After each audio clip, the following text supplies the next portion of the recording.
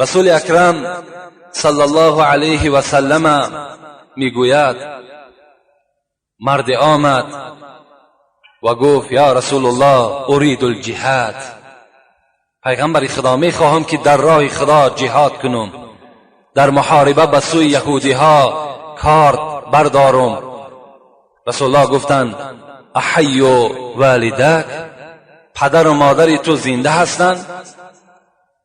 این جوان گفتند بله پیغمبر خدا، پدر و مادر من زنده هست. ففیما فجاهد، پیغمبر خدا گفتند رفته خدمت پدر و مادر را انجام بده، این خود جهاد در راه خداست. جهاد بسیار کار مشکل است.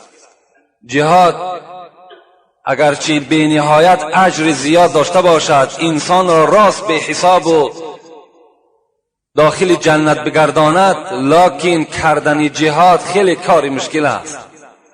حتی جهادها بجز اینه که با ضد دشمن اسلام می جنگند، بسیار جهادهایی هست که حتی اوناش ما و شما از عهدش نمیبراییم.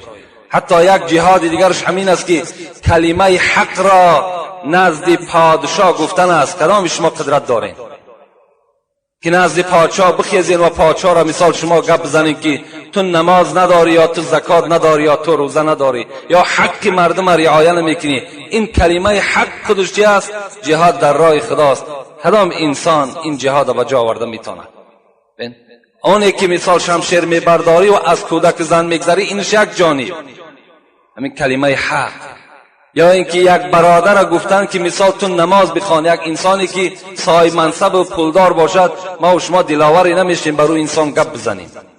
اینم جهاد در راه خداست. رسول الله گفتند پدر و مادر را در خدمت بکن، این جهاد در راه خداست. و تو چی میگیری؟ بهترین مکافات که جنت است، از حساب خدمت پدر و مادر تو بر این نائل میگردانی.